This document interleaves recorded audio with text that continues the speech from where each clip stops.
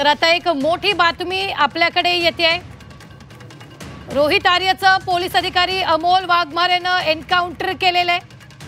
अमोल वाघमारेंनी हे एन्काउंटर केले। सहाय्यक पोलीस निरीक्षक अमोल वाघमारे आहेत आणि त्यांनी रोहित आर्याचं एन्काउंटर केल्याचं कळतंय। आत्ताच्या क्षणाची ही सगळ्यात मोठी बातमी आपण पाहतोय। मुंबईत रोहित आर्याचं एन्काउंटर झालेलं आहे आणि त्याची ही मोठी अपडेट आहे ती म्हणजे सहाय्यक पोलिसांनी हे एन्काउंटर केले। अमोल वाघमारे यांनी हे एन्काउंटर केले। या संदर्भात ताजे अपडेट देत आहेत आपले प्रतिनिधी कपिल राऊत। कपिल, ही अधिकृत माहिती येते सहाय्यक पोलीस निरीक्षक अमोल वाघमारेंनी रोहित आर्याचं एन्काउंटर केले।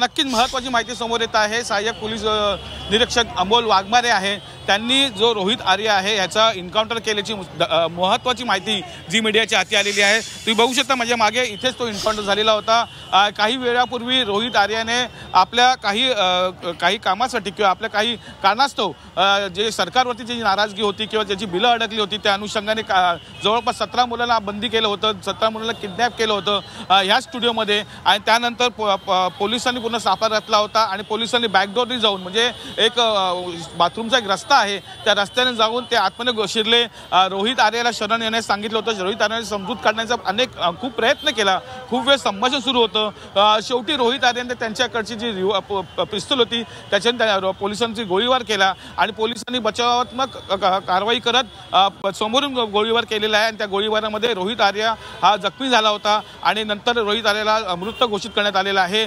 त्याचा एन्काउंटर झालेला आहे। खरं तर पोलिसांना हा गोळीबार करावा लागला होता आणि त्याच अमोल वाघमारे हे पुढे होते आणि त्यांनी ही हा जो आहे फायरिंग केली होती आणि रोहित आर्याचा एन्काउंटर केला होता अशी महत्त्वाची बातमी जी मीडियाच्या हाती आलेली आहे।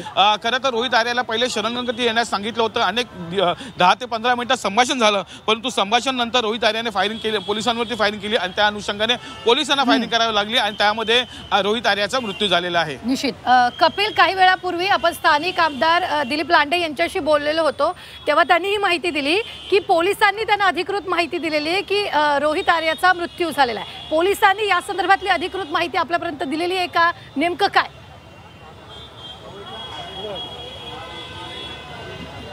नक्कीच पोलिसांकडनं कोणतीही माहिती अधिकृत आलेली नाही आहे किंवा पोलिसांनी कोणताही मीडियासमोर बाईट किंवा मीडियासमोर कोणतीही माहिती दिली नाही आहे। परंतु जे काही सोर्स आहेत किंवा जो हॉस्पिटलचा रिपोर्ट आहे किंवा मुंबई महानगरपालिकेकडनं काही सांगण्यात येत आहे का जो रोहित जो आर्य आहे त्याचा एन्काउंटर झालेला आहे, त्याचा मृत्यू झालेला आहे, मृत्यूवरती शिक्कामोर्तब झालेला आहे। ही महत्त्वाची माहिती समोर येत आहे।